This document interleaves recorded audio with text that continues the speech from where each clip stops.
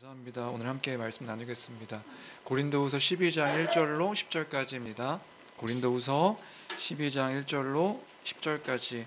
제가 가진 성경은 신약 성경 298페이지입니다.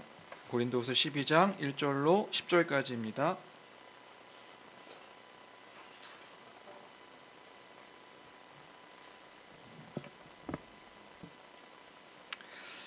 (12장 1절로 10절까지) 다 찾으신 줄 알고 우리 한 목소리로 읽도록 하겠습니다.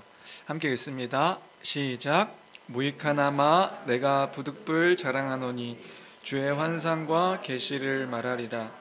내가 그리스도 안에 있는 한 사람을 아노니 그는 14년 전에 셋째 하늘에 이끌려간 자라. 그가 몸 안에 있었는지 몸 밖에 있었는지는 나는 모르거니와 하나님은 아시느니라. 내가 이런 사람을 아노니 그가 몸 안에 있었는지 몸 밖에 있었는지 나는 모르거니와 하나님은 아시느니라. 그가 낙원으로 이끌려가서 말로 표현할 수 없는 말을 들었으니 사람이 가히 이르지 못할 말이로다. 내가 이런 사람을 위하여 자랑하겠으나 나를 위하여는 약한 것들 외에 자랑하지 아니하리라. 내가 만일 자랑하고자 하여도 어리석은 자가 되지 아니할 것은 내가 참 말을 함이라. 그러나 누가 나를 보는 바와 내게 듣는 바에 지나치게 생각할까 두려워하여 그만두노라. 여러 계시를 받은 것이 지극히 크므로 너무 자만하지 않게 하시려고 내 육체의 가시 곧 사탄의 사자를 주셨으니 이는 나를 쳐서 너무 자만하지 않게 하려 하심이라. 이것이 내게서 떠나가게 하기 위하여 내가 3번 주께 간구하였더니 나에게 이르시기를 내 은혜가 네게 족하도다. 이는 내 능력이 약한 데서 온전하여짐이라 하신지라. 그러므로 도리어 크게 기뻐함으로 나의 여러 약한 것들에 대하여 자랑하리니 이는 그리스도의 능력이 내게 머물게 하려 함이라.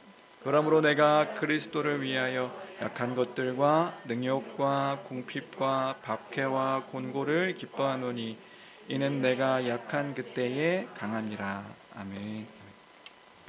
우리는 계속해서 고린도후서를 함께 살펴보고 있습니다. 오늘은 이런 예화 이야기로 설교를 시작하려고 하는데요. 여러분은 천국에 갔다 온 어떤 사람들의 이야기를 들어보신 적이 있으신가요? 또는 신비한 체험을 하신 분들의 이야기를 들어본 적이 있으신가요? 들으셨을 때 여러분들은 어떤 생각을 하셨어요? 내가 천국에 갔다 왔다, 내가 지옥에 갔다 왔다, 내가 신비한 체험을 했다, 이런 이야기를 들을 때 여러분들은 어떤 생각을 이제 하시는지요? 저도 예전에 천국에 갔다 온 분의 이야기를 들은 적이 있습니다. 예전 그 교회에 권사님이 한 분이 개인적인 큰 일로 쓰러지셔서 위급한 상황까지 가셨다가 돌아가시기 전에 이제 잠깐 깨셔서 그때에 경험했던 천국, 그때 이제 위독한 상황 가운데 쓰러지셨을 때에 천국을 경험하시고 이제 간증해 주셨던 것을 들은 적이 있는데요. 그때에 당신이 가셨던 천국에 대해서 이런 이야기를 해주셨어요. 왜냐하면 그런 거죠. 거기에 여러분 천국에 그 집들이 있더랍니다. 집이 있는데 그 집에 다행히 당신도 이제 갔더니 자기 집이 있더라는 거죠. 자기 집이 있는데 자기 집은 너무나 초라한 초가집이었다는 거예요. 이 땅에서 너무 하나님을 제대로 믿지 않고 신앙생활을 열심히 하지 않았더니 자기 집이 초라한 초가집이었다. 그런데 놀라운 것은 그 교회 담임 목사님 집이 있는데 그 집은 대궐 같은 집이었다는 거예요. 엄청나게 큰 대궐 같은 집. 그래서 목사님 집은 큰 집이었어요. 제 집은 너무 초라한 초가집이었어요. 그래서 그때 그 목사님이 너무 좋아하신 거죠. 내 집은 대궐 같은 집이라 하니까. 그러면서 이제 깨어나셔서 그런 이제 천국 갔다 온 이야기를 해주시면서 자신이 하나님을 열심히 믿지 않은 것, 그리고 신앙생활 열심히 하지 않은 것들을 이제 후회하시면서 자녀들에게 그런 말씀하시는 거죠. 천국에 곧 있으니까 너희들 열심히 신앙생활하고 또 목사님 잘 섬기고 그렇게 살아라. 그리고 또 그때에 천국에서 예수님께서 하셨던 말씀이 있는데 그 예수님께서 그런 말씀하셨다는 거예요. 무슨 말씀이었냐면 너는 나를 본고로 믿느냐, 보지 않고 믿는 자들이 더 복되다, 이런 말씀을 해주셨다. 그러니까 너희들 잘 믿어라 그러시면서 며칠 후에 이제 소천하셨죠. 교회 가요 그 권사님의 간증을 듣고요 깜짝 놀랐습니다. 왜 놀랐냐 하면 그분이요 살아생전에 진짜 실제로 신앙생활을 열심히 하신 분이 아니셨거든요. 권사님이시긴 하셨지만 되게 뭐 하나님을 열심히 믿으셨다거나 또는 막 그 신앙생활을 열심히 하셨거나 그런 분이 아니셨었어서, 더욱이 그분이요 뭐 성경을 잘 알거나 이런 분이 아니셨거든요. 근데 그분이 천국 갔다 온 얘기 해주시니까 거기 성도님들이 굉장히 이제 놀랐던 거죠. 더욱이 아까도 얘기했지만 그분은 성경을 잘 모르시는 분인데 예수님께서 그런 말씀을 해주셨다고 얘기했잖아요. 그게 이제 요한복음 20장 29절 말씀이거든요. 요한복음 20장 29절 너는 나를 본고로 믿느냐? 보지 못하고 믿는 자들은 복되다. 그러니까 이분이 그걸 외울 수 있는 분이 아니신데 그걸 이제 깨어나셔가지고 그 말을 했다는 것 자체가 저분 진짜 천국 갔다 오신 거다. 무슨 말인지 이해되세요? 그분이 그렇게 성경을 알 수 있는 분이 아니신 거예요. 성경을 뭐 읽거나 뭐 외우거나 이러신 분이 아니니까. 근데 그분이 성경 구절에 너는 나를 본고로 믿느냐? 보지 못하고 믿는 믿음이 더 복되다. 이 말을 했다는 것 자체가 저 사람은 진짜 예수님을 만난 거다. 이렇게 그 말씀한 것 자체가 너무 기적적인 일이어서 사람들이 그분의 천국에 갔다 온 이야기들을 듣고 되게 막 신비롭게 생각을 했던 거죠.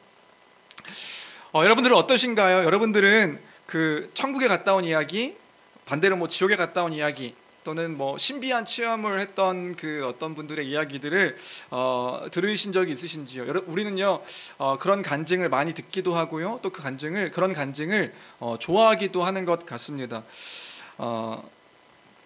그 천국에 갔다 온 이야기, 이런 신비한 이야기들뿐만 아니라 어떤 그 놀라운 것들을 뭐 체험한 이야기, 그런 것들을 놀라워하고 신비해하며 또 그것들을 나도 경험하고 싶다라고 하면서 동경하기도 이제 하는 것 같지요. 여러분들은 이런 이야기를 들을 때 어떤 생각을 하시나요? 저는 그렇습니다. 저는요 어떤 분들이 그런 이야기를 해주실 때, 그런 어떤 체험에 자신의 어떤 경험들을 말씀해 주실 때요, 저는요 그러한 그분의 체험을 부정하거나 거부하지는 않습니다. 제가 그분이 체험한 것에 대해서 그것을 거부하지는 않아요. 그분이 그렇게 말씀하시니까, 또 그분이 그렇게 그렇게 체험한 것들이 그분의 신앙생활에 유익하다고 한다면 그렇게 경험하셨던 것들을 듣고요, 그것들을 막 부정하거나 이러지는 않습니다. 잘못됐다고, 그런 체험들을 잘못했다고 생각하지도 않고요. 그렇지만 저는요 그분이 체험한 그 체험의 내용을 믿지는 않습니다. 혹시 이게 무슨 차이인지 아시나요? 무슨 차이인지 이해하시겠어요? 조금 더 쉽게 말씀드리면 이런 거죠. 조금 아까 천국에 다녀오신 분의 이야기를 제가 이제 예로 들었는데, 그분이요 죽기 전에 천국 경험하고 오신 이야기, 네, 그분이 그것을 경험했다고 하는 것을 부정하진 않아요. 그분이 경험했다고 하니까, 그렇게 어떤 보고 왔다고 하시니까 그거 보고 왔다고 하는 그 사실을 제가 부정하지는 않아요. 그리고 그분이 그것으로 인해서 정말 하나님을 더 믿게 되었고 하나님을 더 신뢰하게 되었고 그렇다고 한 것에 대해서 제가 부정하거나 그것들을 거부하지는 않는다고요. 정말 그분에게 유익하기를 바라기도 하고요. 그런데요, 제가 그분이 경험한 것이 진짜 천국이라든지, 그분이 경험한 것을 그래서 우리도 경험해야 하는 일이라든지, 그 내용을 신뢰할 만한 어떤 내용으로 믿지는 않는다고요. 이 차이를 혹시 아시겠나요? 그래서 예를 들어서 죽어서 천국에 가면 집이 있는데 이 땅에서 열심히 신앙생활을 하면 천국에서 집이 크고, 하나님을 열심히 섬기지 않으면 집이 작고, 이런 것들을 저는 믿지는 않는다고요. 왜요? 왜냐하면 그것은 믿음의 내용, 그 믿음의 대상이 아니기 때문에 그렇습니다. 더 구체적으로 말하면 그것은요 성경에서 말하고 있는 천국의 내용이 아니기 때문에 저는 그분이 말한 그 내용, 그 경험한 것들을 믿지는 않는 것입니다. 그것은요 단순히 그의 개인적인 주관적인 체험일 뿐이죠. 개인적인 경험은요, 누군가의 어떤 개인적인 주관적인 경험은 우리의 믿음의 내용이나 믿음의 대상이 아닌 것입니다. 여기서요 우리가 기억해야 하는 것이 있어요. 뭐냐면요, 우리는요 각자 개인에게 일어난 신비한 일들, 그 어떤 일들을 믿는 사람들이 아니라는 것입니다. 교회는요, 그걸 믿는 사람들이 아닌 거예요. 어떤 사람들이 경험한 경험, 어떤 사람들이 체험한 체험, 그 체험의 내용들, 그러한 내용들을 믿는 사람들이 아니다. 그 신비하다 이야기하는 그 경험들을, 내가 경험한 경험들을 믿는 사람들이 아니다. 우리는요, 성경의 진리를 믿고 그 진리 안에서 우리의 경험이 옳은지 그른지를 생각하며 믿는 사람들인 것이지요. 무슨 말인지 이해되세요? 그러니까 우리는 신비한 경험을 믿는 사람들이 아니라고요. 우리는 진리의 말씀을 믿는 사람들인 줄로 믿습니다.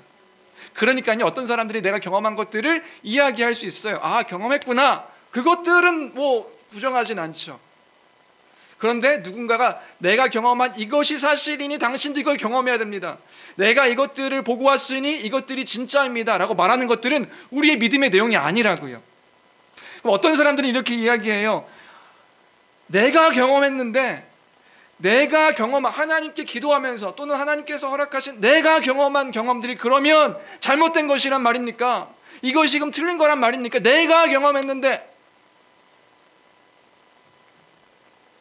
우리는요, 그 경험을 부정하진 않는다고. 근데 우리는 잘 고려해 봐야 하는 것입니다. 뭘요? 그것이 정말 성경에서 우리에게 알려주고 있는 것인가? 성경에서 정말 말하고 있는 것이 맞는가? 우리가 믿는 것은요, 하나님께서 우리에게 보여주신, 또 우리에게 말씀하신 하나님의 말씀이지, 우리에게 드러내어서 알려주신 하나님의 말씀이지, 자신의 어떤 체험, 어떤 경험, 신비한 일이 아니다.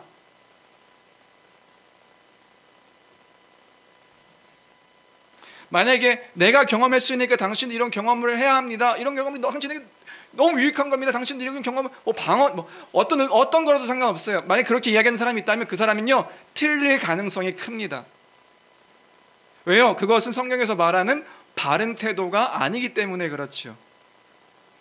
그러니까 이런 거예요. 언젠가도 아까 천국 얘기도 마찬가지로 언젠가도 말씀드렸지만, 아까 죽어서 가셨다고 하는 그 천국이요, 이런 거죠. 이 땅에서 열심히 수고한 결과로 어떤 사람에게는 대궐 같은 집이 있고 어떤 사람에게는 초라한 초가집이 있어서, 누군가는 막 대궐 같은 집에서 뭔가 이렇게 나는 이 땅에서는 좀 힘들게 살았지만 여기서 열심히 주를 섬겼더니 천국 갔더니 대궐 같은 집에 있게 되었어. 이야, 나는 대궐 같은 집에 있어. 또 반면에 어떤 사람이 그것으로 인하여서 막 자기를 초라하게 느끼고 부끄럽게 생각하고, 나는 이 땅에서 정말 열심히 살았어야 됐는데 천국 가가지고 난 여기 조그만 집에 살게 되었구나. 이거는 부끄럽다. 이렇다고 한다면 이게 진짜 천국이라고 할 수 있겠는가? 저는 그런 천국 가고 싶지 않다고요. 이 땅에서도 그 집 때문에 화가 났는데 거기서도 집 때문에 막 화를 내야 돼. 내가 여기서도 집이 조그마네. 내가 저 땅에서도 집이 조그맸는데 거기서도 집이 조그매. 막 이렇게 된다고 한다면 그게 천국일까요? 지옥이죠. 그것으로 인해서 누가 더 우월하고 누군가 더 부끄럽고. 여러분 그거 아세요? 수치와 부끄러움은 죄의 결과입니다. 하나님께서 우리에게 허락하신 그런 것들이 아닌 거예요. 우월하게 내가 누구보다 더 우월하게 가진 거든 명예든 어떤 것이든 간에 내가 다른 사람보다 더 우월하고 교만하게 생각하는 거, 그건 죄의 결과입니다. 근데 그 죄의 결과가 또 저 천국에 있다고요? 그건 천국이 아닌 가능성이 크죠. 그런 천국이라면 안 간다고 말하면 안 되니까. 전 그런 천국을 소망하지 않아요. 왜냐하면 그건 성경에서 말하는 천국의 모습이 아니기 때문에 그렇죠. 그러니까 우리는요, 다시 말하지만 어떤 신비한 것을 자랑하거나 신비한 체험들을 믿는 사람들이 아니다. 그런 맥락에서 오늘 본문을 좀 보면요, 오늘 본문은 교회를 향한 바울 사도의 마지막, 고린도 교회를 향한 마지막 자랑을 이야기해주고 있는 것을 볼 수 있습니다. 근데 그 자랑이 조금 재밌어요. 뭐가 재밌냐? 그 자랑은 주의 환상과 계시에 대한 자랑이었거든요. 근데 1절입니다. 1절 말씀 같이 함께 읽을까요? 1절입니다. 함께 읽습니다. 시작. 무익하나마.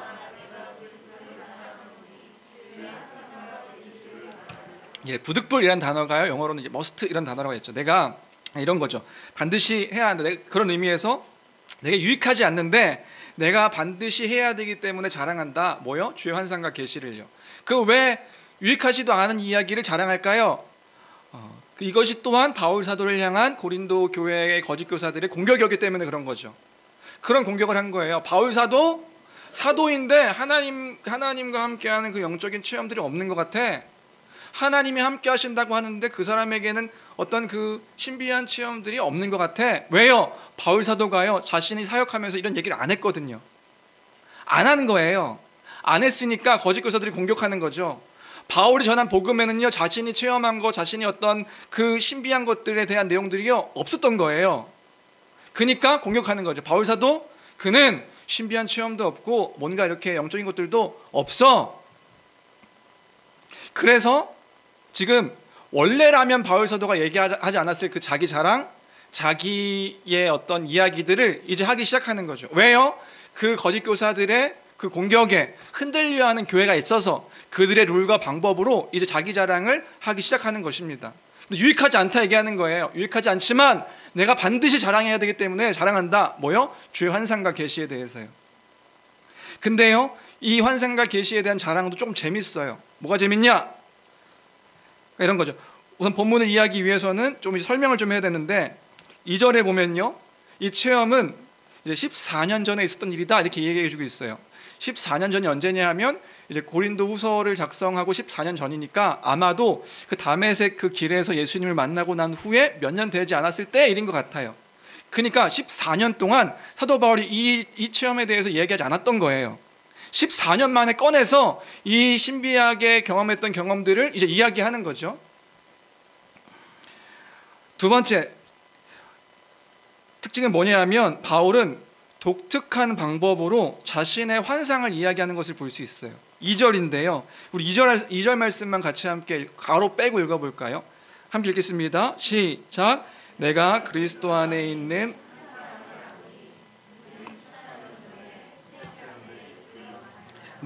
내가 그리스도 안에 있는 한 사람을 아노니 그는 14년 전에 이렇게 얘기하는 거예요. 그러니까 지금 이거 누구 경험이냐 하면 바울의 경험이거든요. 나의 경험인데 사도 바울이 지금 내가 그리스도 안에 있는 한 사람을 안다? 그가 14년 전에 셋째 하늘에 이끌려갔다 이렇게 이야기하고 있다고요. 그는 이제 바울인데, 그러니까 내가 이런 경험을 했다 이렇게 얘기하지 않고요, 그가 그런 경험을 했다 이렇게 이야기하는 거예요. 다른 사람 이야기하듯이요. 그럼 다른 사람 아닙니까? 아니요, 문맥 안에서 보면 그 바울 이야기예요. 그럼 왜 사도 바울은 내가 이런 경험을 했습니다, 내가 이런 환상을 봤습니다 이렇게 얘기하지 않고 내가 한 사람을 아는데 그가 그런 경험을 했다 이렇게 얘기할까요? 그 얘기가요, 너무 신비로운 일이고 너무 신성한 일이어서 차마 자기가 했다고 말할 수 없었던 거예요. 자기가 했다고 말할 수 없으니까 누군가 그 경험한 사람, 내가 그 사람을 알고 있어 이렇게 이야기하고 있는 거죠. 그러니까 이런 거예요. 내가 이 경험을 했습니다가 아니라고요. 내가 아는 그런 사람이 이런 경험을 했습니다, 내가 그 사람을 압니다. 이것도 좀 재밌는 거죠. 세 번째로, 그럼 그가 무슨 경험을 했다고 얘기하는데요, 우리가 흔히 이야기하는 천국에 간 이야기를 하고 있는 겁니다. 천국 간 이야기. 근데 그거 아시죠? 우리 복음에 이제 배웠으니까 우리가 흔히 이야기하는 천국 간 이야기를 하고 있는데 오늘 사도는 천국이라고 이야기하지 않고 있죠. 그 성경에서 우리가 생각하는 개념 속에 죽으면 천국 간다라는 그 천국이, 그 이미지가 성경에 있다 없다? 네, 없어요. 그러니까 요즘 유튜브 많이 보셔가지고 사람들이 누가 본지 잘 모르겠지만 여하튼 알고 싶으시면 500원, 그쵸? 궁금하면 500원. 그 성경은 천국에 대한, 우리가 알고 있는 이미지, 천국에 대한 이미지가 없습니다. 오늘 그래서 사도 바울은 지금 어디 갔다고 이야기하고 있냐면 셋째 하늘, 2절에는 셋째 하늘이고 그 셋째 하늘을 성경은 구체적으로 4절에서 낙원이라고 이야기하고 있죠. 그렇죠. 다 이해하시죠? 천국, 제가 지금 무슨 얘기하고 있나? 그러니까 사실 성경에는 죽으면 천국 간다 이런 개념 이해 자체가 천국 간다 이게 없습니다.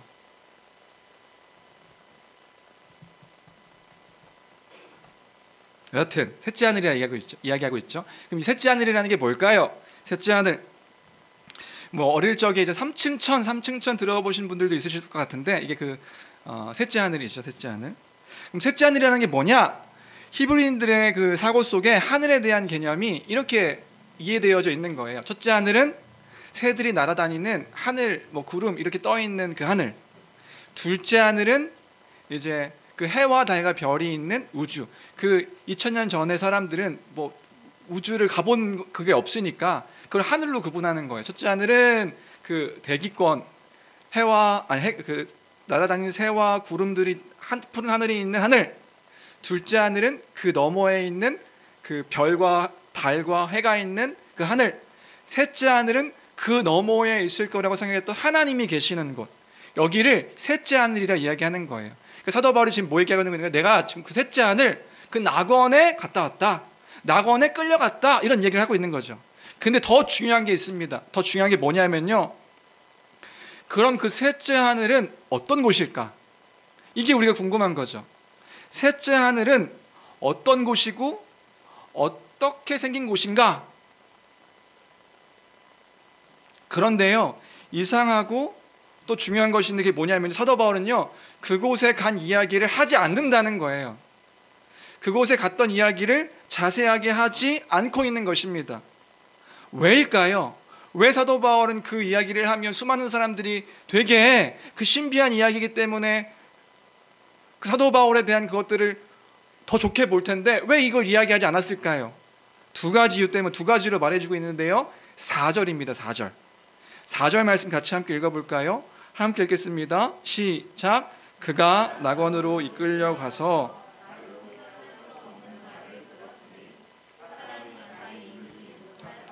네, 말로 표현할 수도 없고 사람이 가히 이르지도 못할 말이어서 내가 표현하지 못했다. 근데 이게 좀 개역 개정이 어려워서 우리말 성경 그 번역이 원어에서 좀 더 잘 된 본문이어서 제가 가져왔는데 같이 함께 다시 한번 읽어보시겠어요? 화면에 있죠? 함께 읽겠습니다. 시작. 그가 낙원으로 이끌려 올라가 곧 사람이 말해서는 안 되는 것들입니다.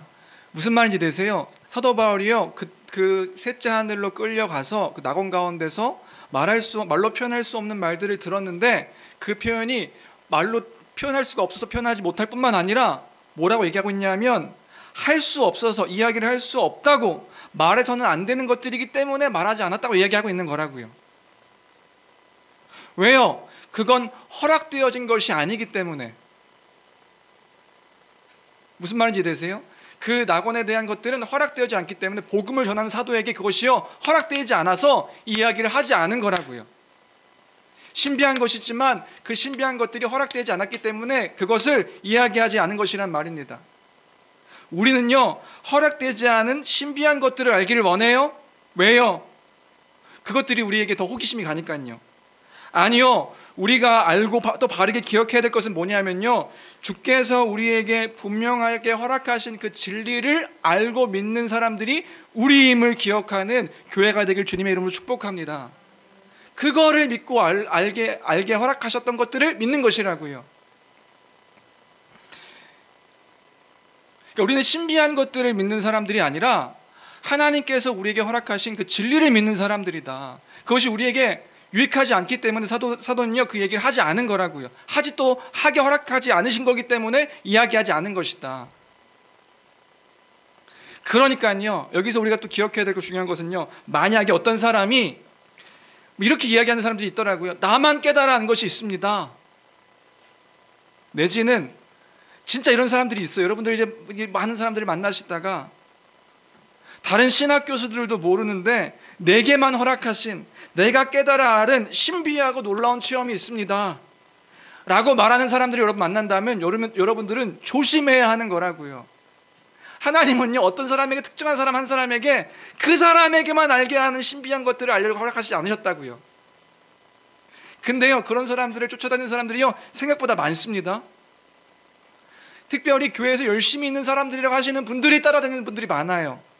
근데 어떤 사람을 따라다니냐면 내가 신비한 것들, 사람들은 모르는데, 사람들은 그 심지어 신학 교수들도 모르는데 나만 하나님께서 허락하신 신비한 일이 있습니다. 그러면 막 따라다니는 거예요. 아니요, 우리는 그런 개인의 신비한 체험들을 믿는 사람들이 아닌 것이다.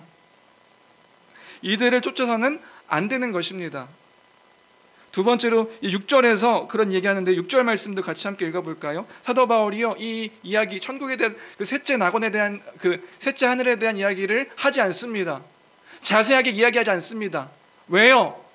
14년 만에 꺼낸 거예요. 만약에 고린도 교회에 이런 일들이 있었다고 하지 않는다면 사도 바울은 말 안 했을 수도 있어요. 근데 이제 와서 이야기를 하는데 자세하게 이야기하지도 않는 이유는 뭐냐? 6절 말씀입니다. 같이 함께 읽어볼까요? 함께 읽습니다. 시작. 내가 만일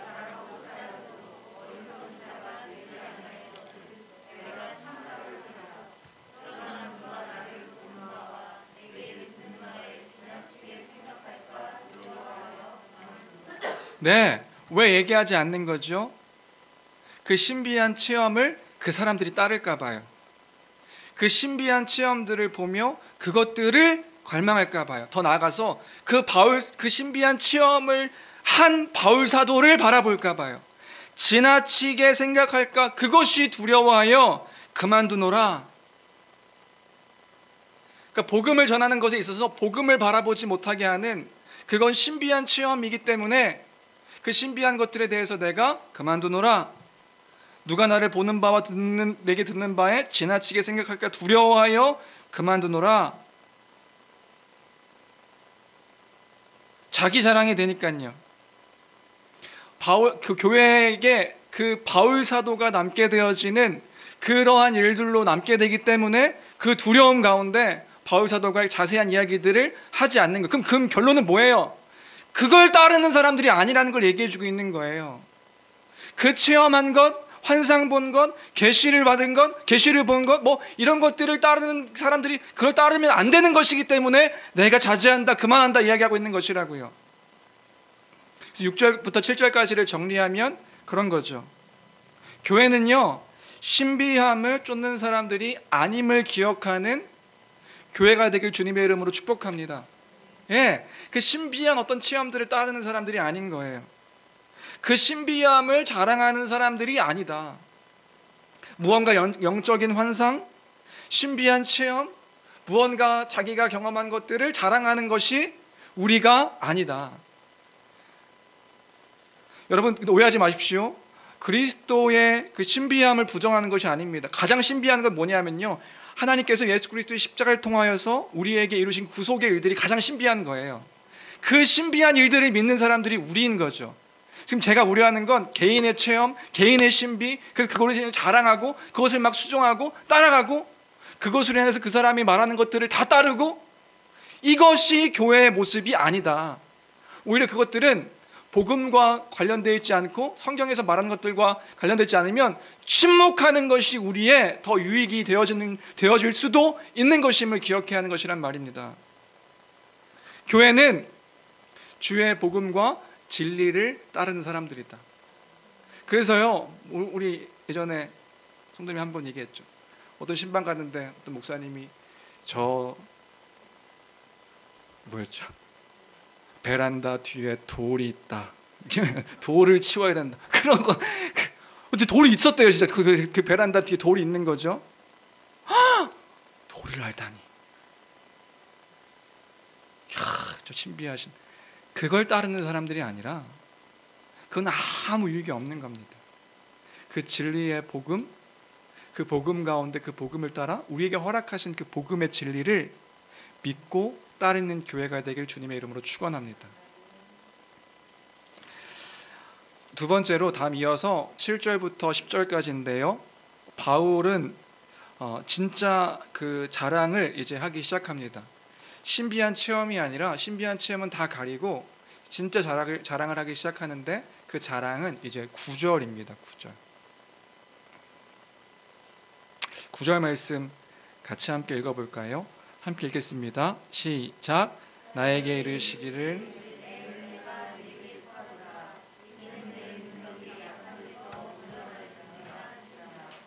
그러므로 도리어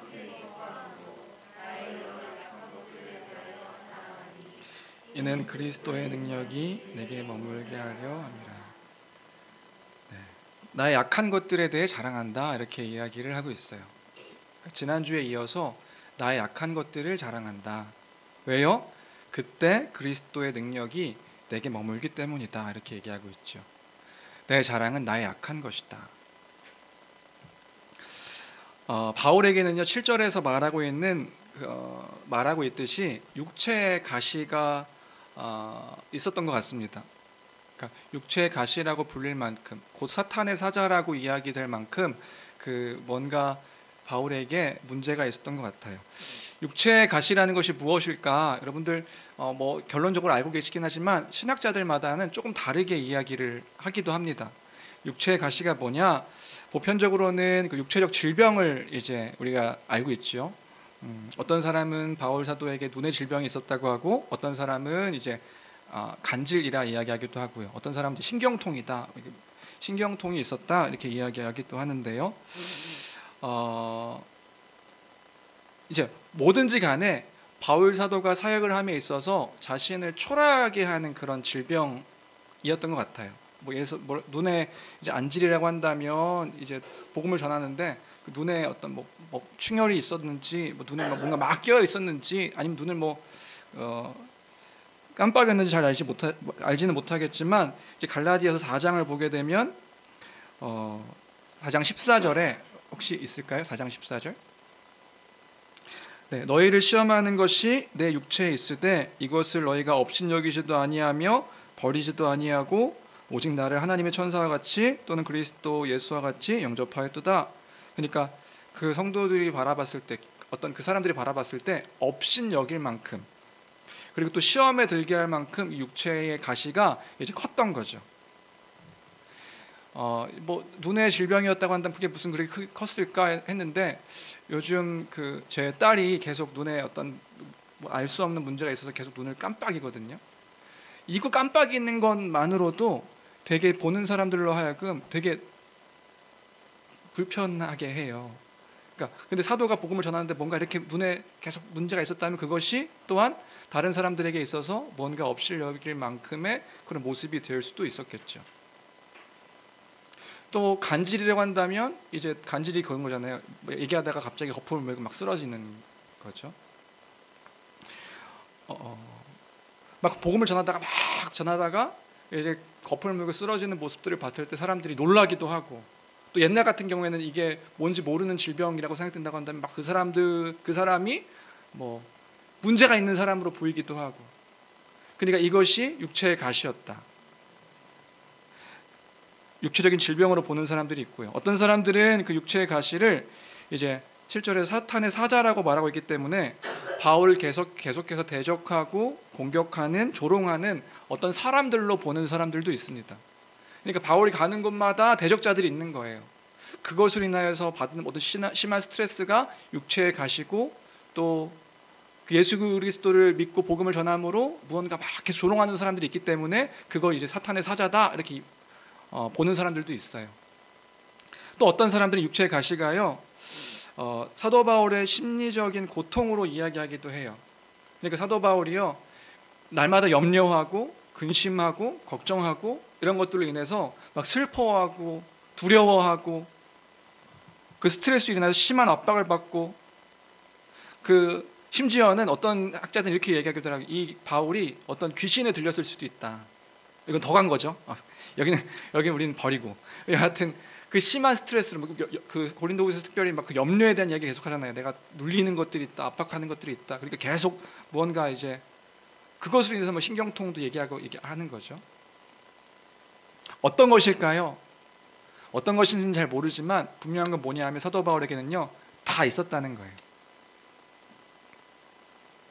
어떤 것이든 상관없을 것 같아요. 바울에게는 다 있었던 일이었던 거예요. 그런데 중요한 것은 이러한 일에 사도 바울이요 그것을 큰 고통으로 여겼다는 거죠. 왜요? 사탄의 사자, 이 육체적인 가시를 사탄의 사자로 여겼으니까요. 사탄의 사자로 여길 만큼. 사탄이 어떤 존재죠? 사탄은 미혹하여서 하나님으로부터 멀어지게 하는 존재잖아요. 그러니까 이 육체의 가시로 인해서요 지금 뭐 얘기하고 있냐면 그러니까 하나님으로부터 멀어지게 하는 그러한 일로 사도 바울이 여겼다고요.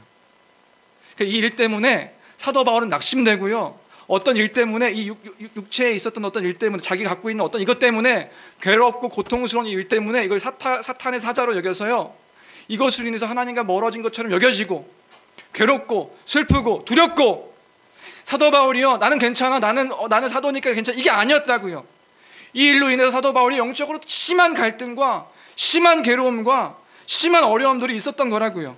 그 얘기하고 있는 거예요. 내 육체에 가시가 있었다. 이것이 사탄의 사자였다. 그러면 이제 이것을 가지고 하나님께 원망하기도 하고 하지 않았을까요? 왜 이러십니까? 그러지 않았을까요? 그래서요, 사도 바울이 기도했다는 거예요. 이것이 내게서 떠나가기를 바라면서 주께 3번 간구했다는 거죠. 3번도 중요합니다. 왜요? 1번, 2번, 뭘 받은 거예요? 무응답이에요. 기도했는데 하나님 그럼 어떻게 기도했을까요? 사도 바울이요, 이 기도 육체의 가시를 놓고 이 육체의 가시 때문에 사탄의 사자로 여기며 이것 때문에 괴로워하며 고통스러워하며 두려워하며 염려하며 슬퍼하며 어떻게 기도했을까요? 사도 바울이요, 이렇게 기도했겠죠. 하나님, 나 좀 고쳐주십시오.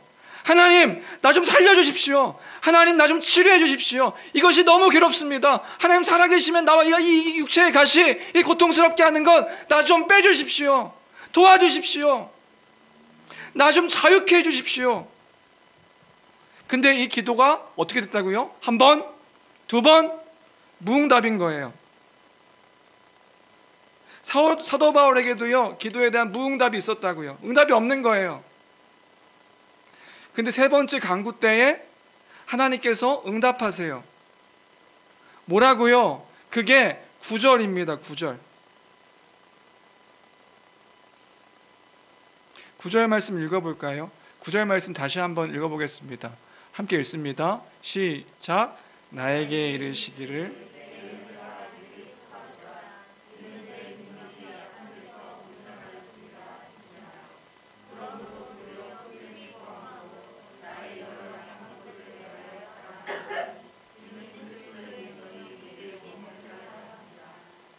내 은혜가 네게 족하다, 이렇게 말씀하셨다는 거예요. 내 은혜가 네게 족하다. 내 은혜가 네게 충분하다. 가시를 치료해 주신 것이 아니라 하나님께서 말씀해 주시는데 내 은혜가 네게 족하다. 내 은혜가, 지금 은혜가 네게 충분하다. 오늘 말씀을 묵상하면서 제가 던진 질문은 그거였습니다. 뭐냐면, 하나님께서 바울에게 그 베푸신 은혜가 무엇이었을까? 육체의 가시를 빼달라고, 육체의 가시를 사라지게 해달라고, 사탄의 사자니까 날 너무 고통스럽게 하니까 이것을 없애주세요 기도했는데 하나님께서 내 은혜가, 지금 너에게 은혜가 네게 충분하다 라고 말씀하셨다고 한다면, 그럼 사도 바울이 지금 말하고 있는 그 응답받은 그 은혜라는 게 무엇일까? 무엇이기에 그 3번째 그 응답을 받고요, 사도 바울은 기도를 이제 멈춘 거예요. 하지 않은 거예요. 그 육체의 가시를 품고 살아가는데 그걸 고통으로 여기지 않고 기쁨으로 여기며 살아가는 거죠. 그럼 그 은혜가 뭘까? 한 주 동안 저의 질문이었습니다. 이 은혜가 뭘까? 뭐길래 은혜가 충만하다고 얘기할까? 도대체 뭐길래 그 모든 것들을 감당하고도 남을 만큼 그 은혜가 충만한 걸까? 뭔가요?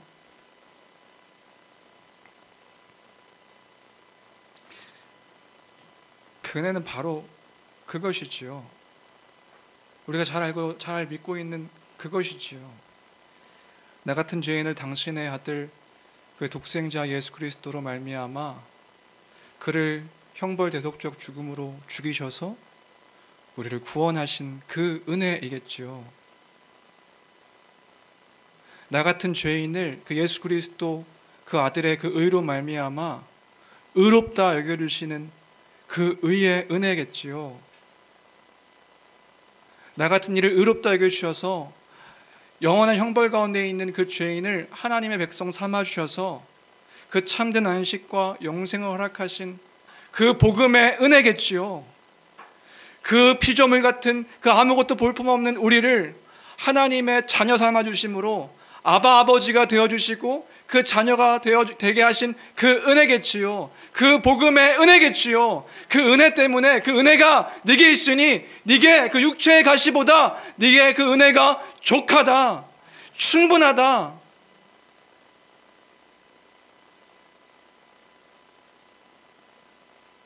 사도 바울이 기도할 때에 그 은혜를 깨닫고 그 다음에 그런 고백을 하는 거예요. 그러므로 도리어 크게 기뻐함으로 나의 여러 연약한 것들에 대하여 자랑하리니 이는 그리스도의 능력이 내게 머물게 하려 함이라. 그 육체의 가시 때문에 내가 받은 그 은혜가 얼마나 큰지를 더욱더 생각할 수 있게 되고, 그래서야 비로소 내가 그 하나님을 더 의지하게 되고, 그때야 비로소 내가 하나님을 더욱더 바라보게 되고, 이제는 나를 자랑하는 것이 아니라, 나의 잘남을 자랑하는 것이 아니라, 나의 어떤 의를 자랑하는 것이 아니라, 나의 학식과 지식과 어떤 것을 자랑하는 것이 아니라, 내가 약한 것이기 때문에 하나님을 자랑할 수 있게 되고, 그 하나님이 나를 통하여서 일하고 계시는 것들을 자랑할 수 있게 되었으니 내가 오히려 도리어 크게 기뻐하노라. 그리스도의 능력이 내게 머물고 있음을 알게 되기 때문에. 마지막 10절입니다. 우리 10절 말씀 마지막으로 같이 읽었으면 좋겠는데요. 10절입니다. 함께 읽습니다. 시작. 그러므로 내가 그리스도를 위하여 약한 것들과 능욕과 궁핍과 박해와 곤고를 기뻐하노니 이는 내가 약한 그때의 강함이라. 앞에 11장에 있었던 그 수치스러운 이야기들이죠. 능욕받고 궁핍해서 아무것도 없고 박해를 받아서 죽을 위협 가운데 있었고 그 곤고 가운데 있었는데 내가 그때도 기뻐한다. 왜요? 그 하나님의 은혜가, 그리스도의 은혜가 내게 충분하기 때문에. 제가 한 주 동안 고민했다고요. 그 은혜가 도대체 뭐길래 이렇게 크게 기뻐했다고 이야기할 수 있는가? 너무 당연하고 간단한 거였어요. 그 하나님의 그 그리스도의 십자가로 말미암은 우리에게 베푸신 은혜. 만 가지 은혜를 받았으니 내 평생 슬프나 즐거우나 만 가지 은혜를 받았으니 내가 어떤 일들 가운데서도 그럼에도 불구하고 내 약함 가운데서도 기뻐하리라. 제가 한 주 동안 고민했다고요. 뭘요? 사도 바울이 지금 그 은혜라고 말하는 것이 무엇인가? 그러면 이런 거죠. 우리는 지금 얼만큼 그 큰 은혜에 대해서 감격하고 감사하고 기뻐하고 있는가?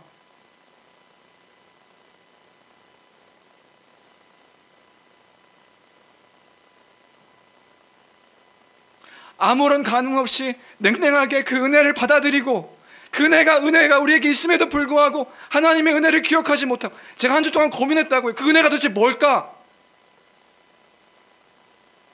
여러분, 우리가 그 은혜를 받은 자인데 그 은혜를 기억하지 못하고 있다고요. 그건 너무 당연한 거야. 더 큰 게 없을까? 더 큰 것들로 우리가 위로받지 않을까? 아니요. 내 은혜가 네게 족하다, 충분하다, 말로 다 할 수 없는 하나님의 그 크신 은혜에게 충분하다.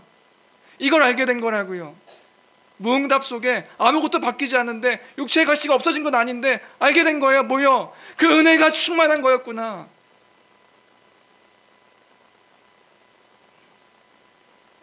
내가 이 약한 것 때문에 하나님께 간구함으로 내가 이걸 깨달아 알게 되었구나.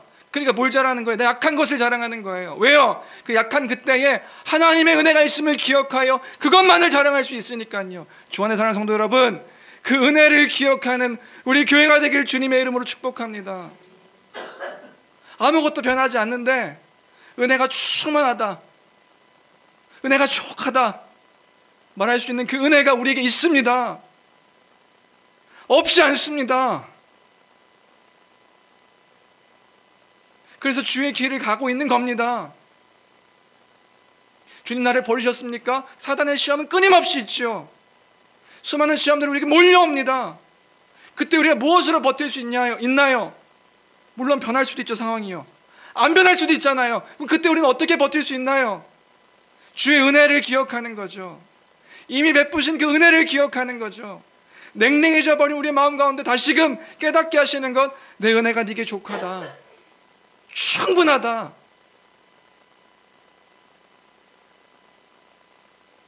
잊지 않는 우리 모두가 되길 주님의 이름으로 축원합니다. 냉랭해지지 않고 주 앞에 그 은혜를 묵상하고 기억함으로 날마다 그 은혜 가운데 찬양하며 기억하는 우리 모두가 되었으면 좋겠습니다. 말씀을 정리합니다. 우리는요, 신비함을 추구하며 그 신비함을 믿고 따르는 쫓는 사람들이, 그걸 자랑하는 사람들이 아닙니다. 우리는요, 우리의 연약함 가운데 강함 되시는 그 예수 그리스도의 그 십자가 은혜의 복음을 자랑하는 우리인 줄로 믿습니다. 그러니까 약한 것들을 자랑하는 거예요. 왜요? 그 약한 나를 통하여서 그 약할 때에 한번 생각해 보세요. 여러분 언제 간절하게 기도하시나요? 여러분 약할 때 기도하시잖아요. 그럼 그때 또한 깨닫게 하시는 거예요. 그 은혜가 우리에게 있음을 하나님께서 응답하실 거예요. 기도할 때요. 그 하나님이 우리와 함께 하심을, 내버려두지 않으심을, 내 은혜가 네게 족하다, 바울에게만 그렇게 고백하실까요? 말씀하실까요? 아니요, 우리에게도 말씀하시죠. 왜요? 그 은혜를 우리에게 동일하게 부어주셨기 때문에. 그것을 자랑하는 우리인 줄로 믿습니다. 그것을 소망하는 우리인 줄로 믿습니다. 그것들을 기대하며 그것들을 바라는 우리인 줄로 믿습니다. 하나님 나를 사랑하십니까? 하나님께서 말씀하시는 거예요. 그리스도의 십자가를 보라. 그리스도의 십자가를 보라. 내가 그 모든 것들을 다하여서 내어준 예수 그리스도 그 독생자의 십자가를 보라. 그럼 우리 고백도 같아지겠죠. 주님, 내가 약한 것을 자랑합니다. 내가 주님을 의지합니다. 나를 받아주신 주님을 찬양합니다. 다른 것 어떠함이 아니라 그 주님의 일하심을, 이 연약한 자를 통하여 주님의 영광을 드러내시는 그 하나님을 찬양합니다. 이런 고백이, 이런 믿음이 우리의 고백과 믿음 되기를 주님의 이름으로 축복합니다. 우리 이런 믿음의 고백으로 함께 이 찬양 고백했으면 좋겠는데요.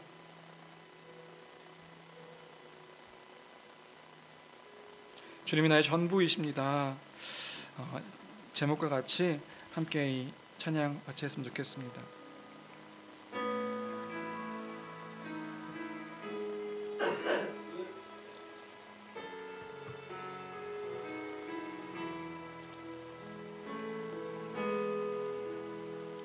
내 감은 눈 안에 이미 들어와 계신 예수님, 나보다 앞서 나를 찾아주시네.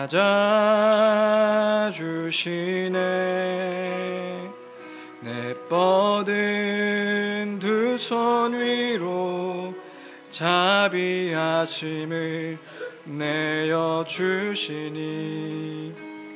언제나 먼저 나를 위로하시네.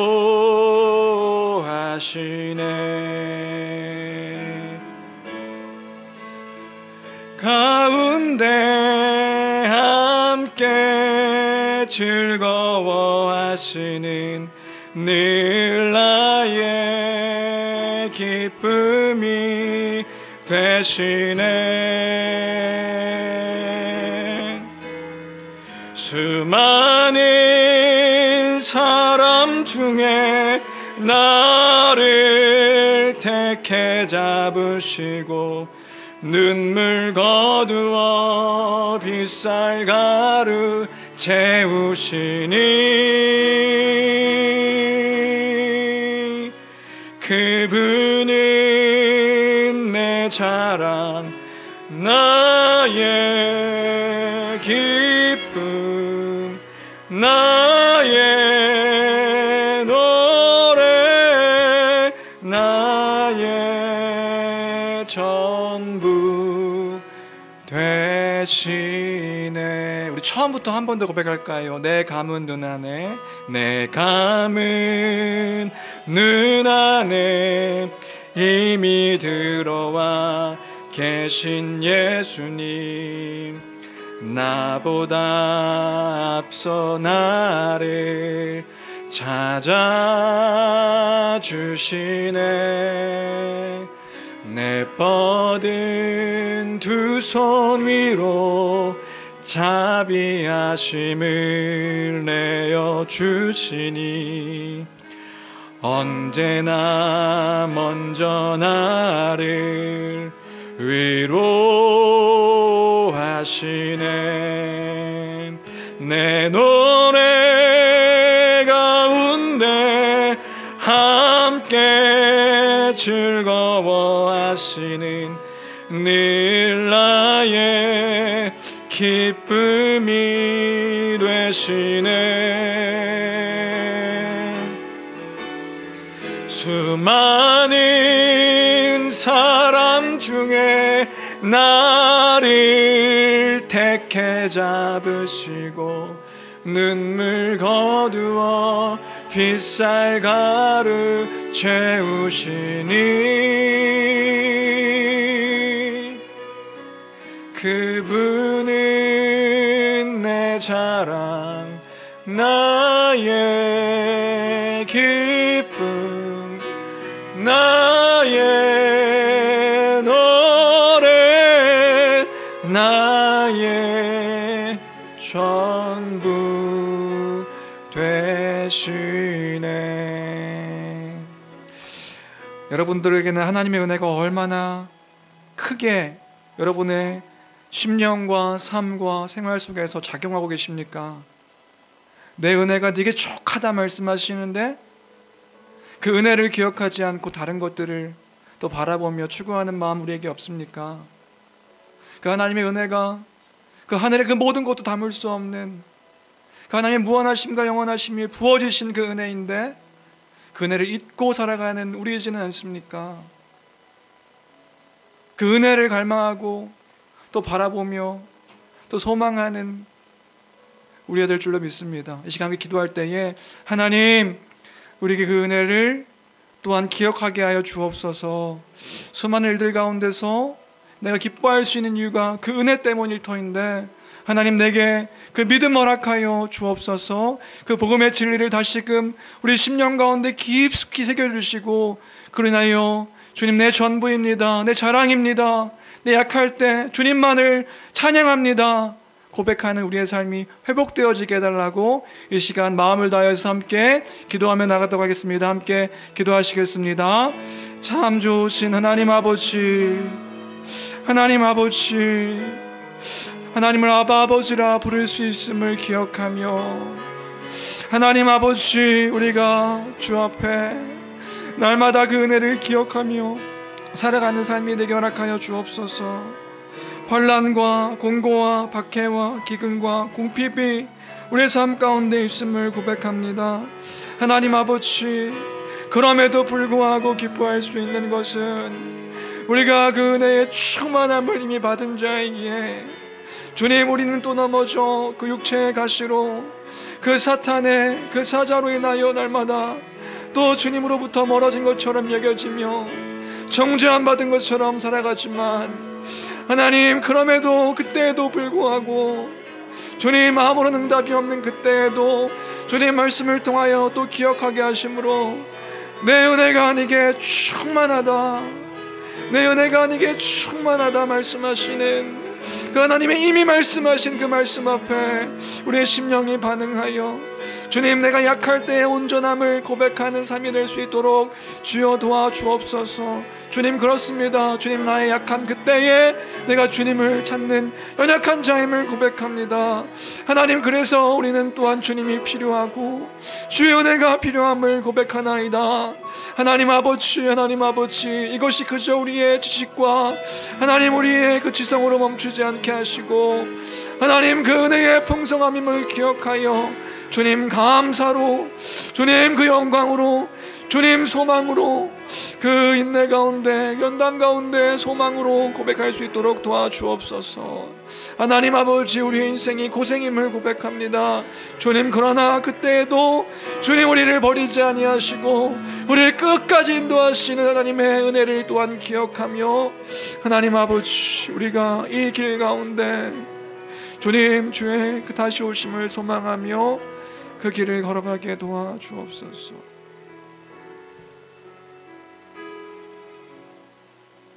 하나님 아버지, 감사합니다. 하나님 아버지, 감사합니다. 자녀의 기도를 흘리지 아니하시고 주님 여전히 말씀하시는 그 하나님의 그 크신 은혜와 그 뜻을 우리가 기억하기를 소원합니다. 하나님, 그 은혜가 우리에게 풍성함을 날마다 잊지 아니하도록 도우시고, 어떤 새로운 신비한 것들을 쫓는 것이 아니라 그 연약함 가운데 여전히 우리의 삶 가운데 일하시고 주장하시는 그 아버지 하나님을 목도하며 살아가는 우리 모두가 될 수 있도록 축복하여 주옵소서. 주님, 우리의 고백 또한 동일한 고백이 되기를 소망합니다. 만가지 은혜를 받았으니 그 은혜를 찬양하는 우리 삶이 될 수 있도록 아버지 축복하여 주옵소서. 함께 하심을 감사드리며 귀하신 주 예수 그리스도 이름으로 기도합니다. 아멘.